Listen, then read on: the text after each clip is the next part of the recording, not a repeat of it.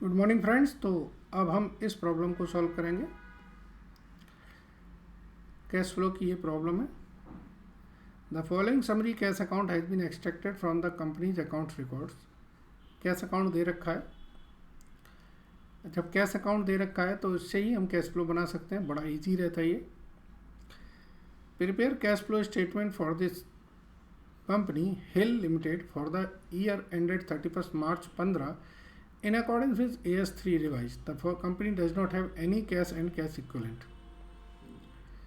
Okay, does not have any cash equivalent, यानी कि cash है, कैश इक्विवेलेंट नहीं है। ओके, ठीक है। अब आप फ्रेंड समझिए, समरी दे रखी है तो इसी से मुझे अपनी ऑपरेटिंग, इन्वेस्टिंग और फाइनेंसिंग एक्टिविटीज़ की कैलकुलेशंस करनी है। अभी करते हैं, आप समझेंगे। अब जैसे इसमें कंपनी का नाम भी दे रखा है तो हम ऊपर लिखेंगे हिल्स लिमिटेड, ठीक है।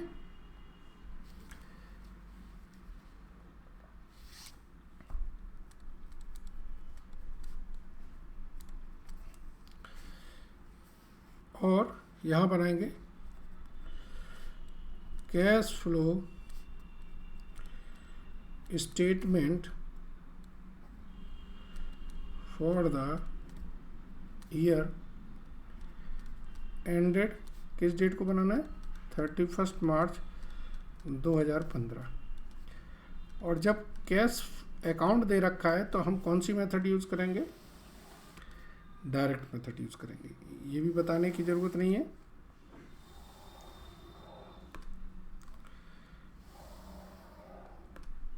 ठीक है, सबसे ऊपर लिखेंगे हम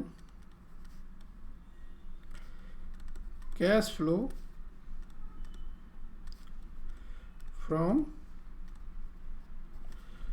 ऑपरेटिंग एक्टिविटीज, ठीक है। इसके बाद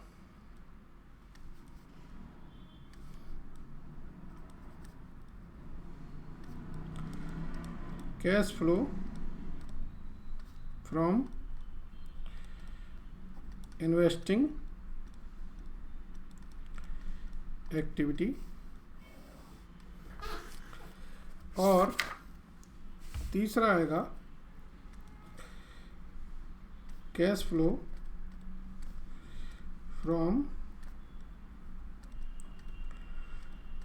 फाइनेंसिंग एक्टिविटी, ठीक है। Investing activities, financing activities. इसके बाद यहाँ पर सारा टोटल होने के बाद हम लिखेंगे net increase in cash and cash equivalent, फिर लिखेंगे cash and cash equivalent at the beginning of the, so आ जाएगा हमारा cash and cash equivalent at the end of the period, ठीक है। चलिए अब शुरू करते हैं। एक तरफ से एक एक लाइन आइटम को लेते चले जाएं। जैसे आपका ओपनिंग बैलेंस है 35, तो वो कहाँ आएगा, ये हमारा 35 बिगिनिंग में जो कैश एंड कैश इक्विवेलेंट है वहाँ आ गया। रिसीप्ट फ्रॉम डेटर है 2783, इशू ऑफ शेयर है 300, सेल ऑफ फिक्स्ड एसेट्स है 128।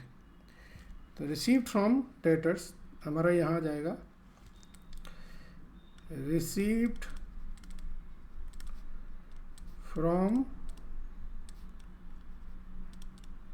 डेटर 2783, ठीक है। Issue of share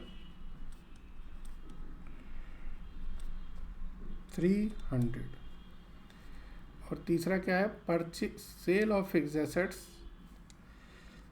cell of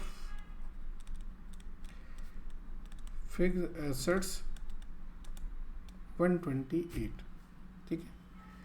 चलिए, पेमेंट टू सप्लायर हमारी है 2047, इसमें से हम लेस करेंगे पेमेंट टू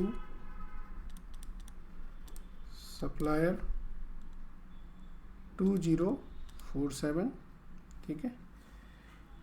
इसके बाद payment to for fix assets है हमारा 230, तो जो फिक्स एसेट्स परचेज करी है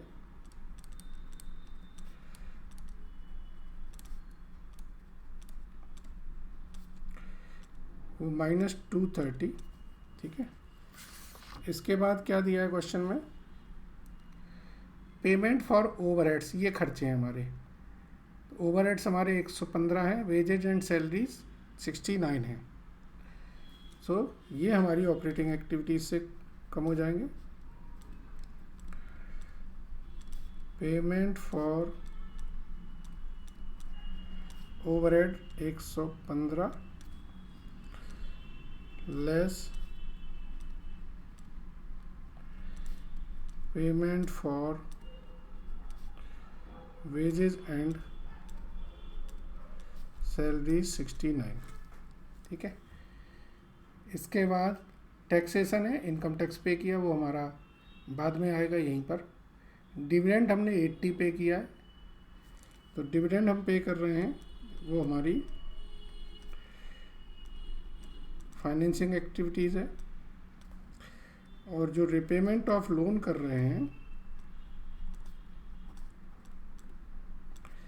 कितना रिपेमेंट किया हमने, 250 का रिपेमेंट किया, वो भी हमारी फाइनेंसिंग एक्टिविटीज है। सो एक तरह से हमारी इससे -30 आया है।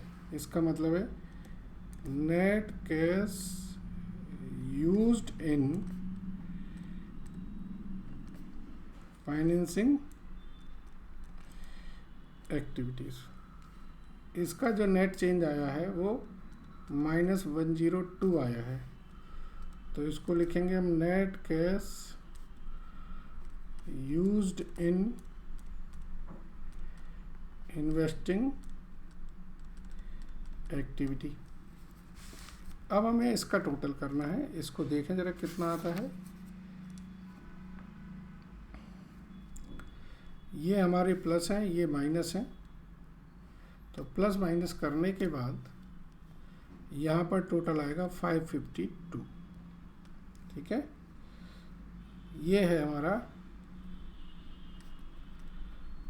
Cash generated from operation.